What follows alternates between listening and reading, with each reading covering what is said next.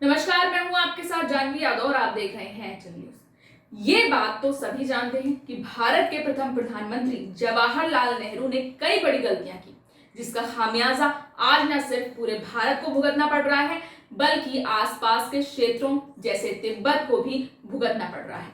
इस वजह से भारत न सिर्फ रणनीतिक रूप से कमजोर हुआ, बल्कि आगे चलकर देश को अपना क्षेत्र भी चीन और पाकिस्तान के हाथों गंवाना पड़ा। जब भी जवाहरलाल नेहरू की बात आती है तो उनके दो ब्लंडर तुरंत दिमाग में आते हैं। पहला 1947 से 48 का कश्मीर ब्लंडर और दूसरा 1962 का हिमालयन ब्लंडर। एक और भी ब्लंडर है जो लोगों को आमतौर पर पता नहीं होता, और वो है बलूचिस्तान ब्लंडर। कभी बलूचिस्तान भारत का हिस्सा बनना चाहता था, लेकिन नेहरू ने उन्हें जवाब दिया, बिल्कुल नहीं। मगर आज बलूचिस्तान पाकिस्तान के पास है और उसे भारत के खिलाफ इस्तेमाल कर रहा है। अपने कार्यकाल के दौरान नेहरू बलूचिस्तान प्रांत के सामरिक महत्व को समझने में विफल रहे और कलात के राजा या खान मीर अहमद खान द्वारा बलूचिस्तान के एक अहम हिस्से के भारत में विलय के प्रस्ताव को ठुकरा दिया।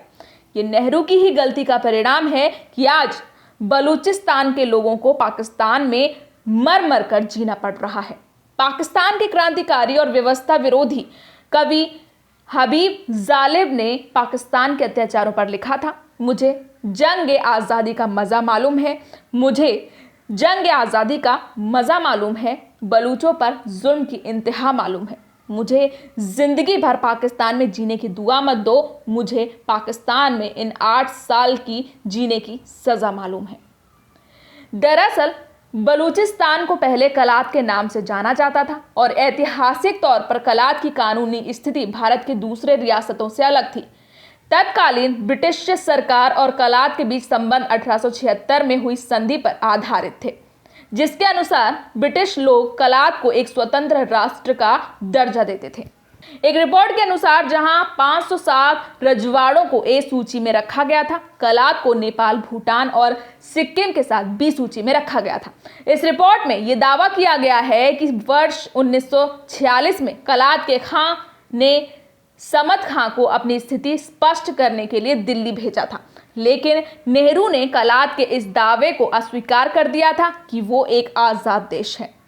तिलक देवेशर की किताब द बलूचिस्तान कोननड्रम के अनुसार इस दौरान तत्कालीन कांग्रेस अध्यक्ष ने बलूचिस्तान की आज़ादी पर ही सवाल खड़ा कर दिया।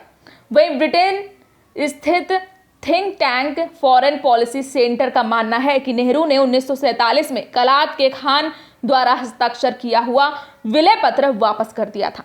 बात तब की है जब भारत स्वतंत्र हो चुका था और देश का 2 भागों में बंटवारा भी हो चुका था।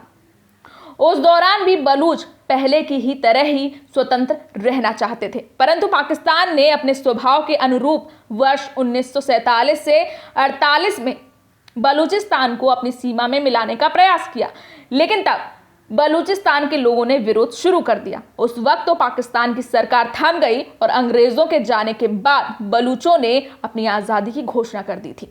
परंतु सबसे भयंकर मोड़ तब आया जब कलात के तत्कालीन बलूच के खान ने 27 मार्च 1948 को ऑल इंडिया रेडियो सुना। ऑल इंडिया रेडियो पर सेक्रेटरी वीपी मेनन ने कहा, कलात के खान भारत में विलय करने के लिए दबाव डाल रहे थे, लेकिन भारत ने इस प्रस्ताव पर कोई ध्यान नहीं दिया है, पर उसका इससे कोई लेना देना नहीं है। खान ने ऑल इंडिया रेडियो का 9 बजे का बुलेटिन सुना। उनको भारत के इस व्यवहार से तगड़ा झटका लगा। तिलक देवेशर की किताब द बलूचिस्तान कोननड्रम में लिखा है कि इसके बाद उन्होंने जिन्ना से संपर्क किया और पाकिस्तान के साथ संधि करने के लिए बातचीत की पेशकश कर दी। हालांकि बाद में विपक्ष ने जब सवाल पूछे तो 30 मार्च 1948 को नेहरू ने इस खबर को गलत बताकर पल्ला झाड़ लिया, लेकिन तब तक पाकिस्तान बलूचिस्तान पर हमला कर चुका था।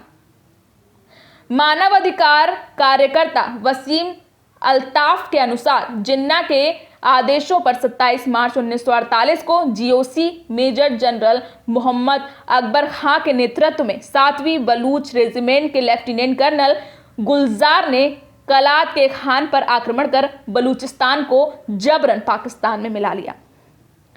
जनरल अकबर कलात के खान को बंदी बनाकर कराची ले गए और उन्हें विलय पत्र हस्ताक्षर करने के लिए मजबूर किया। हैरानी की बात तो यह है कि एक तरफ जहां भारत के शीर्ष नेता बलूचिस्तान को स्वतंत्र भी नहीं मान रहे थे, तो वहीं पाकिस्तान कई महीनों से अपनी सीमा में मिलाने के लिए योजना बना रहा था।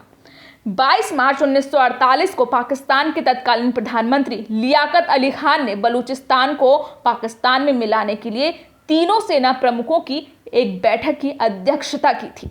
स्पष्ट है कि नेहरू ना तो बलूचिस्तान प्रांत के रणनीतिक महत्व को समझ पाए और ना ही उन्हें बलूचिस्तान की हिंद महासागर क्षेत्र से निकटता का कोई महत्व समझ आया। नेहरू खुद को एक राजनायक मानते थे, लेकिन उन्हें कूटनीति और रणनीति दोनों की बिल्कुल भी समझ नहीं थी। वो एक दूरदर्शी नेता नहीं थे। इसलिए ये कहना गलत नहीं होगा कि नेहरू ने कई रणनीतिक ब्लंडर किए, लेकिन उनमें से सबसे बड़ा बलूचिस्तान ब्लंडर था।